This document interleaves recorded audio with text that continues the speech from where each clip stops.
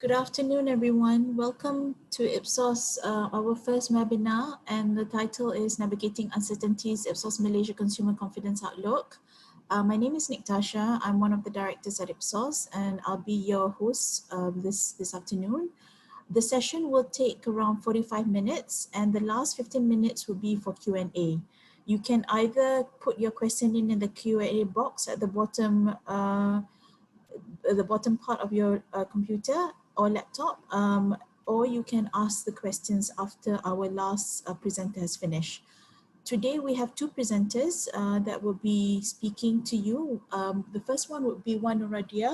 Nura is our service line and country lead for public affairs team in Ipsos Malaysia. And the second presenter would be Lars Eric from the public affairs team. And he is also from the team in Malaysia. So without further ado, I would let Nura take you through the deck and have a good session. Thank you. Thank you, Tasha. Hello, everyone. Thank you once again for taking the time to join us in our webinar today. But before we start, to ensure that the presentation runs smoothly, can I ask everyone to please mute yourself? Okay, great. Thank you.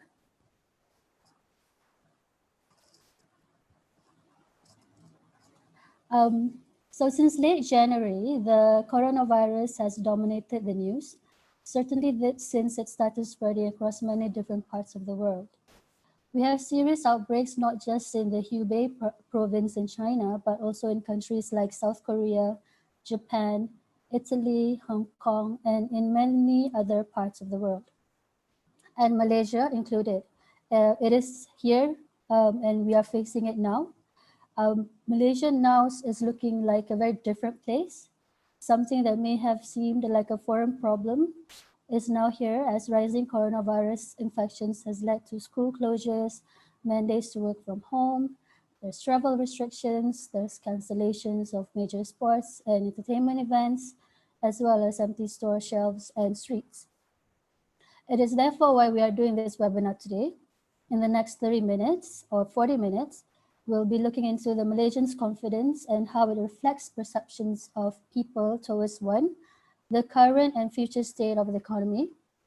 Then we'll look into their financial situations, savings, and their confidence to make large investments. We'll be also looking to how we as organizations and brands can react to this. But before we move on, I would like to also emphasize here that my presentation today focuses on opinions of people and not their attitude, because attitude focuses on their deep value, which is opinion, which is what we'll be looking at today, is more focusing on immediate and short-term changes in people. Okay, so in terms of my presentation flow, it's divided into three parts. First, we'll look into the consumer confidence in Malaysia, where we look into how they view the economic outlook for themselves and for their country. Next, we would look at the impact of coronavirus to the world and how it has changed the outlook around us. And finally, which will be taken through to you by my colleague Lars, he will talk about the brands and organizations, how we as organizations and as brands should react in these trial times. Okay, so now moving on to the first part, which is on the consumer confidence of Malaysians.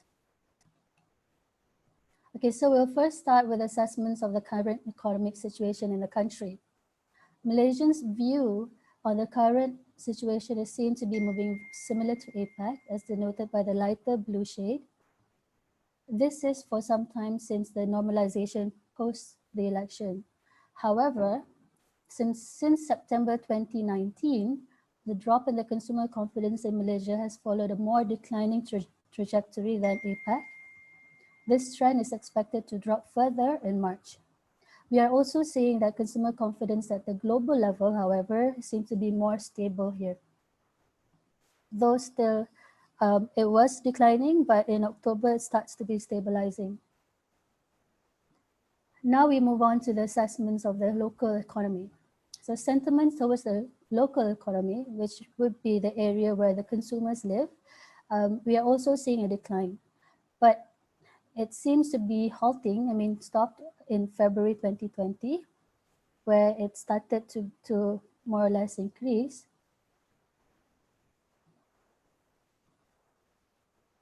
Okay.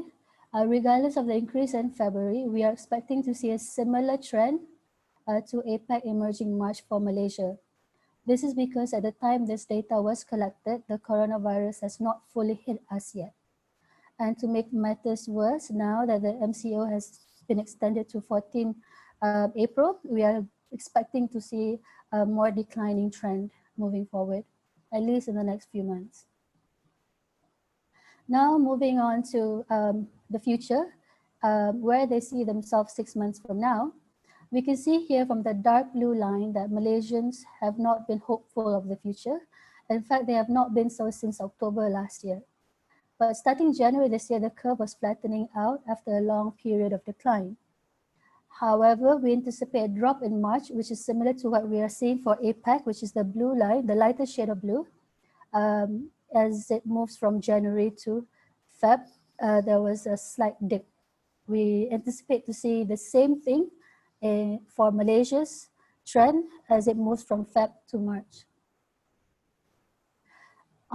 In the next few slides, we'll be looking into the consumer's comfort level as well as the confidence level in certain areas. We'll first start with their comfort level first. So the slide that you're seeing now is their comfort level in making big purchases, such as buying a car, buying a house, as compared to how they were 6 months ago. So Malaysians are getting less comfortable to make major purchases. Their appetite has, you can see from the trend line here that there was a slow decline since the second half of last year, whereas the global and APAC trend has seemed to be more stable compared to Malaysia's trend. Malaysia's line is far lower and declining, and given the current situation, the trend will take a further dip in March, similar to what we're seeing for APAC as it was moving from January to February last month. Okay, now moving on to their comfort in making household purchases.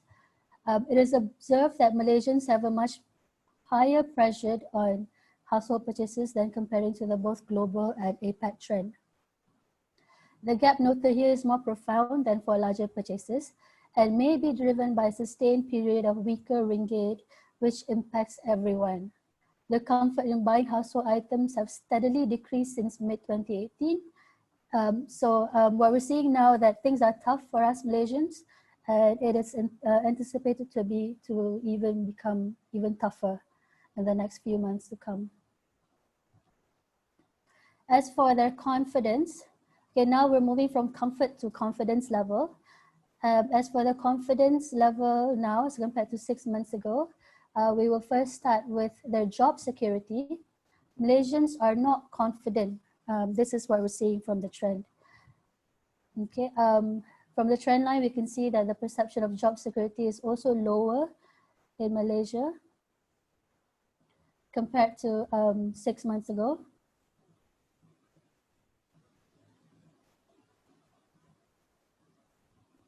Okay. And as for their confidence in investing, saving, and compared to 6 months ago, their confidence level in this area seem to be more declining as well. But there's not a large gap up to global and APAC levels if we were to compare with the level of comfort in making purchases and in their confidence in security. In relative terms, Malaysia are comfortable with their ability to save and invest than they are with making purchases, which makes sense. The priority is in securing for the future and ensuring that they are financially secure to withstand any bumps or financial shocks in the future. Now we move on to our next slide, where we look at how the outbreak and rapid spread of COVID-19 have changed the outlook around us. Okay, the slide that you're seeing here is a slide coming from our Ipsos Current Affairs Barometer.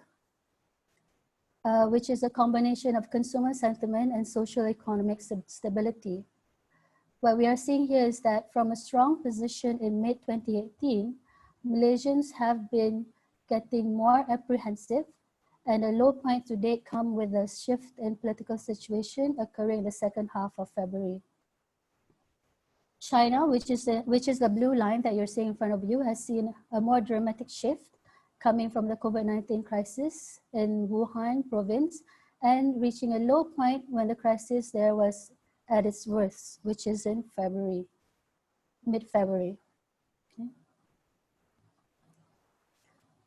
Ipsos current barometer tracks a combination of,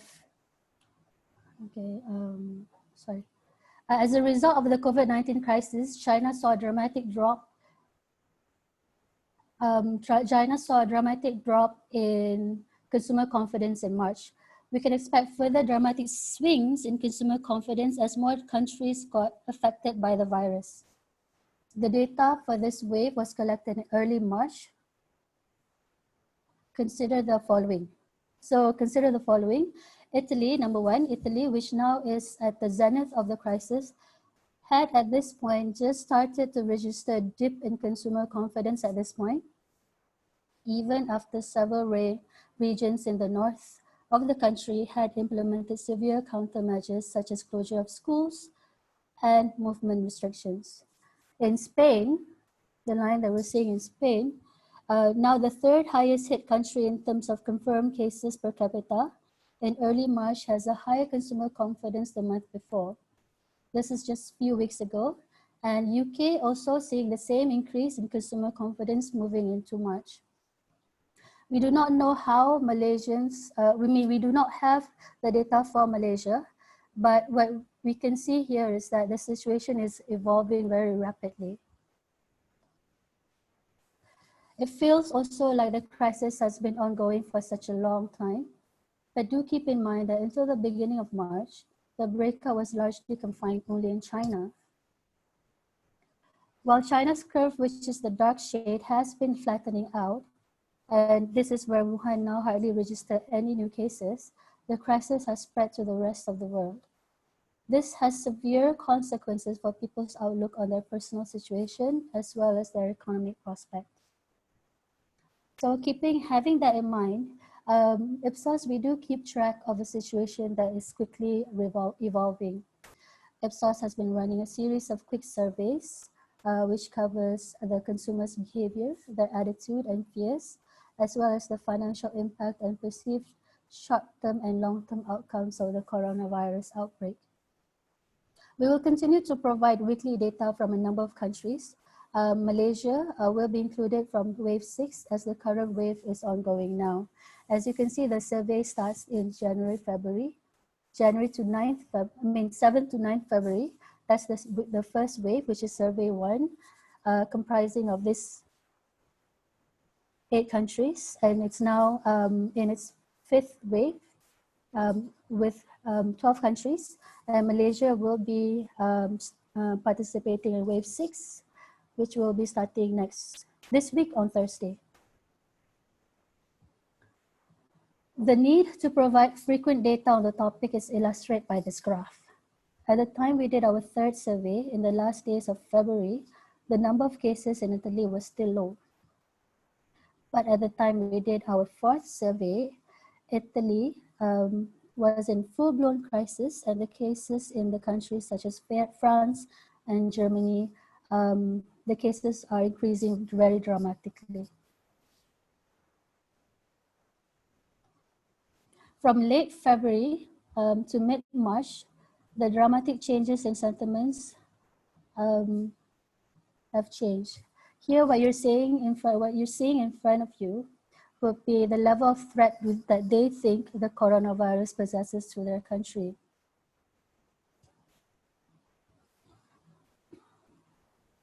From late February, so in Japan, the threat level has been high for a while, as it was one of the first countries that saw a notable number of increase outside China, but the level of perceived threat hasn't increased since the situation is similarly more under control. This will be the rise in perception, threat to country, especially Italy, France, and Germany. You can see Italy has jumped very high in the from February 17th to February 14th. Okay, now let's move on to the next slide, where we are looking at the level of threat that they think the virus would possess to their job as well as their business. The perceived threat to people's job or business has also increased fast from late February to mid-March in the same countries as well. Although high, the threat to jobs and business has not reached the level of threat to the country, but it seemed to be increasing at the same pace. The threat level is also high in Asian countries that have yet to see a high number of COVID-19, such as India as well as China. India is at 55, China is at 44%. In regards to the level of threat possesses to them personally, the perceived threat is much lower when we're looking at across most of the countries that have been tracked. However, when we look at the countries that has been tracked across multiple waves, there is a huge spike in Italy, probably because more and more people are directly affected. The threat level is understandably high in China, which have been dealing with it for a while, but at the level of threat felt in Vietnam, it's considered to be actually quite high, and India as well. Okay, the COVID-19 is expected to hit hard financially, and it's agreed by almost all the countries, because when we ask them whether the virus would have an impact to them and their family, the majority in most countries think that there will be financially impacted. And who will be impacted? It is most felt amongst those from the older population as well as with those with high income. Through life experience, we feel that the older generation may have more experience of what happens when the crisis hit. Being part of the workforce during the financial crisis in the late 20s, what we are going through now may have felt like something similar or something that is much worse than what they've gone through before. As for the higher income people, I think they are more at risk because they may be more exposed to the stock markets, which takes a hit before it's strongly felt in the real economy. So what's next? The question that we really need to ask ourselves is, what will happen when the COVID outbreak hits closer to home, which is already is.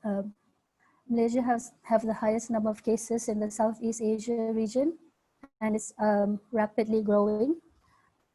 Okay, it also signs that the larger outbreak is at the door of major Southeast Asia economies such as Indonesia, Philippines, and Thailand as well. And learning from the situation in the Europe, we can expect an increase in the threat level and further drop in consumer confidence. So the war is not over yet with this pandemic. In the next few slides, we will look into how organizations and your brand can consider your responses throughout these challenging times. I now will pass the presentation to my colleague Lars. And Lars, over to you. Thanks a lot, Noura. So, hi everyone. In terms of how brands and companies respond, it's a sensitive time and it's time to connect with people, but it's also very important that the communication is done the right way. So here we will look at a few examples from a broad-based marketing insights perspective. So how should brands respond to this complete change of context? So actually for now, we see that a lot of brands hesitate to respond at all. So most seem to want to stay clear from the topic because of the sensitivity.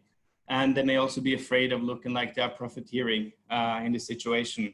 But we do see opportunities for brands. And here in this final part of the webinar, we look at some of the ways where brands can adapt to the situation and engage in messaging that are positive, constructive, and not seen as opportunistic. So here are a few different things that brands can do in response to the crisis, and we picked out 5 of them that will reflect positively on brands and avoid being seen as opportunistic at the same time. So we look at how we can give consumers comfort, perform acts of kindness, going virtual, which has become a big trend now in the past few weeks, helping people to pass time and also enable people to laugh. So I'm going to talk through all of these and illustrate it with a few examples from all over the world. So first of all, there's definitely one thing that brands should avoid at all costs. So you really have to be careful not to be seen as opportunistic. So there are some examples. So we're going to focus on one here from the Netherlands, for instance. A Dutch consumer electronics web shop called Coolblue, which suddenly increased prices on many of the products in order to manage demand in anticipation of product shortages. So this was happening at the time when this was mainly a crisis in China. So for the same purpose, they also stopped most of their advertising because they were worried about the supply chain. So the price increase came without any immediate explanation, which of course led to a lot of speculation, and it also caught a lot of backlash on social media. So in a time when people are uncertain about the immediate future, people are very sensitive to information that may be the cause of even more concern. So for this company, abruptly hiking the price without any further explanation is something that definitely could cause long-term damage to the brand, also long after this is over. So that's kind of a prime example of how not to navigate a difficult situation. So we focus now on the more positive things that brands can do. So one simple thing that can still be very impactful is to show empathy and to give comfort. So the example we're focusing on here is from Louis Vuitton, who posted a message to Chinese customers across different social media platforms like WeChat and Weibo while the crisis was at its height there. So it read, "Every post-journey will eventually restart. Louis Vuitton hopes you and your beloved ones stay safe and healthy." So the tagline here, it's consistent with Louis Vuitton's famous campaigns, such as the one with Bono or with Sean Connery that's focusing on journeys. But this had a little bit of twist in it. So it's basically an acknowledgement that normal life is at pause at the moment and that it will eventually be back. So the message is quite simple, it's heartfelt, and it's consistent with the brand's DNA, which is rooted in its origins as a luggage producer.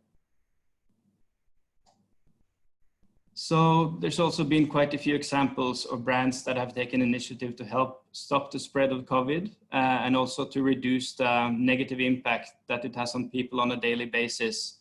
So one example here is from the UK, Lush, a cosmetics retailer. They were inviting people to come into their stores to wash their hands. So there was obviously before UK went on lockdown. So this was, of course, it's an obvious good side effect that it increased their footfall, but it's also a nice service to the public, and it helps shine a spotlight on the importance of washing hands, not the least.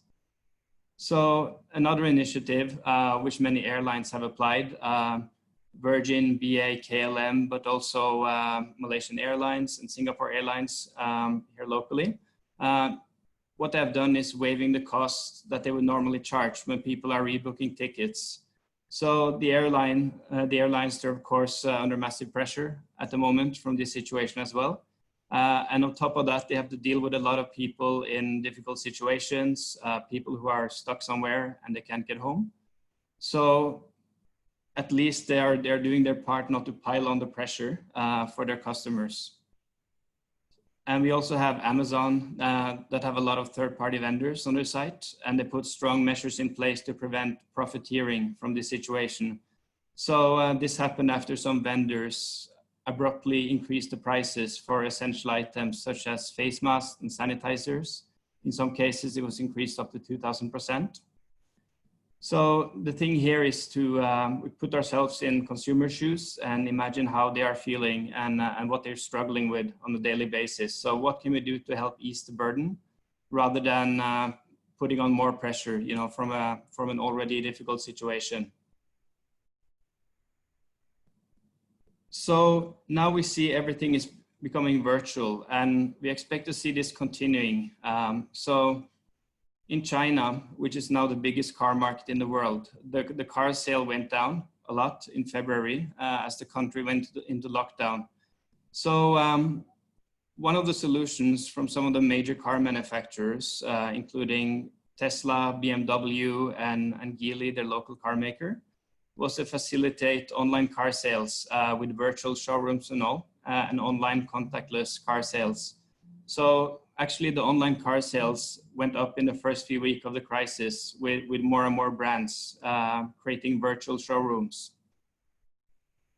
So we also see many professional meetings and exhibitions moving online. So this one is a good case in point, but also on a much larger scale. You have Microsoft, for instance, they decided to make their annual developers conference a virtual one, and Apple have done something similar. So basically, these are huge conferences with people usually flying in from all over the world, and now it's all conducted virtually. So there's also increasingly a lot of examples of art and culture moving online. So in China, you saw museums started to create online experience by creating virtual room where art is being exposed.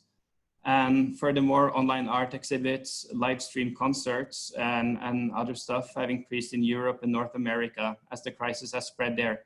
So there's even people who have started a new project dubbed the Social Distancing Festival, which is basically an online platform for cultural events being streamed online. So yeah, people are creative, and in many cases, as we remain isolated, people are going to get used to this new kind of behavior. So we would definitely expect that after the virus eventually has gone away, that some of this may still stick around.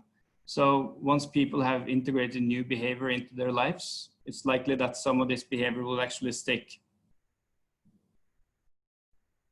So staying with the concept of virtual for a bit. So there's also lots of other ways in which brands can help people entertain themselves at home. So we have TV channels promoting streaming content. Alibaba is organizing no meeting concert and so on, where they stream new content live. So we also see quite a few sports and exercise apps that are suggesting different routines to exercise at home. So when it comes to home exercise, it's all over social media these days.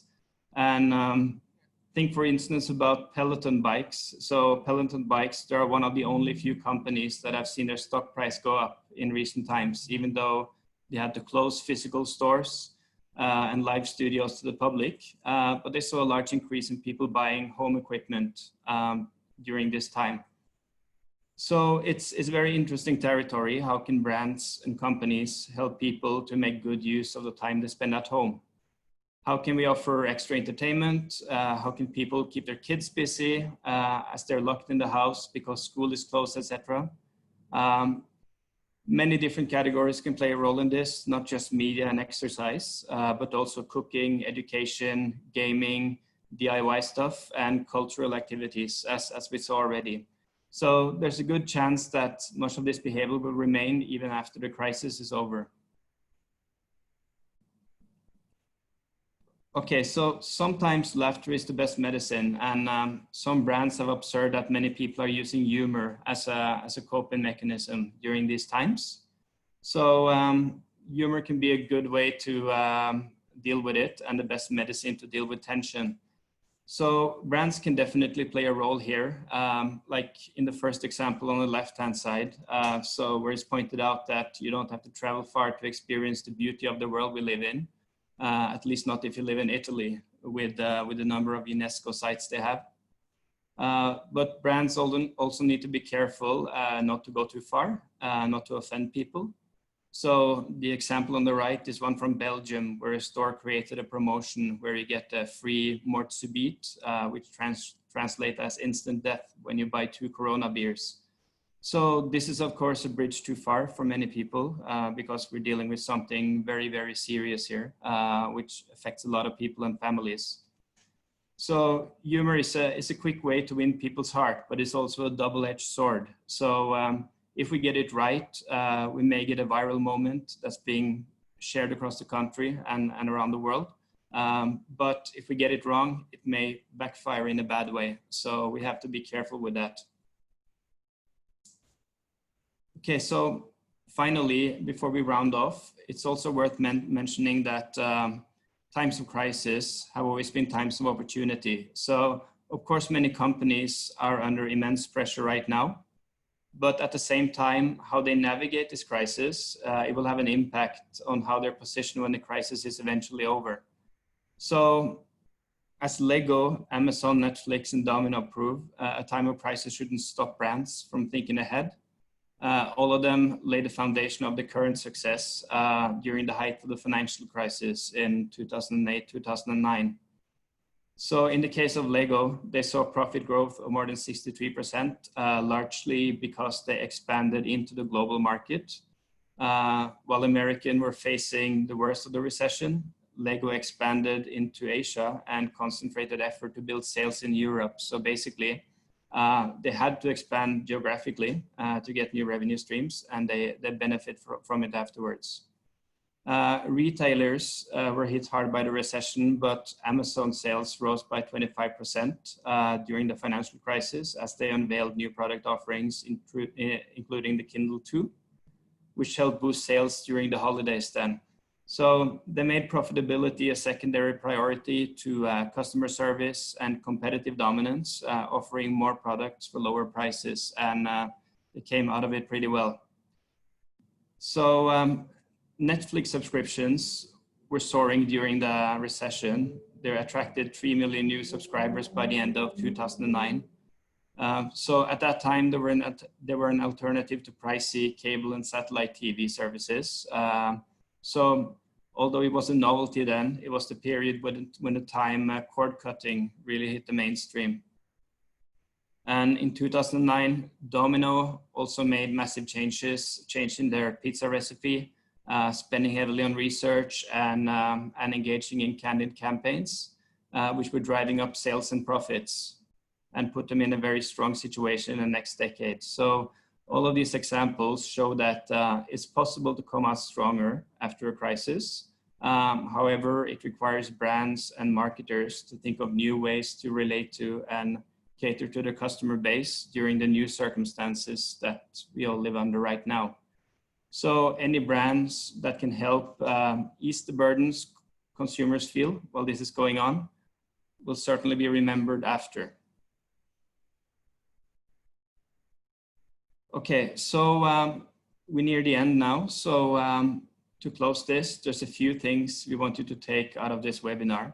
So first off, that even before the coronavirus situation became a full-blown crisis, the consumer confidence in Malaysia was already under a bit of pressure, being on the declining trend for many months. So this situation comes at a point when people were already feeling the pinch. And we've already seen the virus and the measures taken to curb it. It have had a large impact on the global economy. So starting in China, which has now started to recover, but now it's virtually everywhere. So the future is a bit unpredictable now. That goes for both citizens, consumers, and companies. And we may see a situation with more duress and where consumers are less willing to spend. So the silver lining is that there's opportunities for companies and brands to seize new opportunities even during the crisis, as with some of the examples we presented earlier. So the most important thing is to gauge the situation and ensure the way we communicate is adapted to the situation that we're all in. So we also find ourselves living our lives very differently from what we used to. We're contained in our houses, in our apartments with limited things to do. and people are already starting to adapt. So people are finding new ways to engage in their daily tasks and keep themselves entertained. So depending on how long the situation stay like this, there may be new consumer behavior that will remain even after it's over. So it's important to pay close attention now. Okay, so finally, at Ipsos, of course, we're also trying to adapt to the situation. And one of the main things our clients have been asking us about is more data on how consumers are coping with the COVID-19 situation. So Noura went through some of the data for that earlier from other countries. And we run 4 waves across some markets, 5th one ongoing, and Malaysia will be part of wave 6. So if it would be relevant for your organization, then please do contact us. And yeah, you can contact anyone here, Tasha, Noura, Sufyan, or myself. So I believe we will open up for questions now. So I will pass it over to Tasha. Thanks, Lars. Thanks, Noura, earlier for the presentation. I have asked at the box for you to message me your questions, and we have got 2 questions. Before that, just know that all the data that's been presented today is done by the public affairs team in Malaysia and globally. So if you have any questions at all, please do reach out to us. One of the questions is, how are the household purchases defined? Does it include white goods, or are these considered major purchases? Nurad, would you like to take that question? Yes, so the question on household purchases, these are basically your day-to-day household stuff. For example, your food, detergent, and all that. So that's what we have categorized for household purchases. Okay, thanks, Nura. The second question is, why is Vietnam consumers feeling a higher threat than any other country, given the low number of COVID cases versus the other countries? Yes, it's also because what you are seeing, what they are seeing, and what they're reading from the news and all that. So because again, I would like to remind you that this is perception. So this is the Vietnamese perception of the danger of COVID-19. It may not impact them, but it's impacting the world globally and the countries, their neighboring countries as well. Okay, thank you for that, Nura. Now we have live questions. I'll start from the bottom. Household purchases food, does it include eating out food consumption? Nura and Lars, if one of you want to take that. Household purchases, does it include, again, what? Eating out food consumption, yeah. For now, it's basically what you buy at the grocery stores. It doesn't include takeouts and all that. Yeah. The next question is, how do we best give our clients confidence in virtual delivery of our content in terms of messaging? We conduct training sessions, but now have moved to virtual instead of face-to-face. Okay, maybe I'll answer this one. In terms of delivery, actually, there's no choice but for the consumers to go into online now. So from the clients that we have set an examples, these are the ones that has tried and tested, and it has proven to be impactful. In terms of the training session, most sessions now, even the research, we have virtually moved everything online for the purpose of continuation, the ones that we can. So far, we have not seen any glitches. Even our qualitative sessions are being pushed online now, which is going well. So I hope that answers that question. And I think that is the last question. Sorry, we have one more. Were these questions post-geared towards COVID, as they could be other influences, political, social, that could have influenced these results? It's not post-COVID. It's taking into consideration everything that's happening at the time the data was collected. So COVID was one of the things that the data, that's what's was happening in Malaysia. If you look into the disruption barometer, it's the change in political situation in Malaysia, the drop in financial market, as well as the COVID-19 case. So it's not just focusing on COVID, it's focusing on everything that's happening. Okay, thank you. Thank you for that, Nora. I think if you have any further questions, please do not hesitate to reach out to us. If you are interested in the measurement for Malaysia, please do let us know. In terms of the next session, we would inform everyone, all our clients, on something interesting. And finally, thank you so much for participating. And have a lovely afternoon. Thank you, everyone. Thank you. Thank you. Thank you.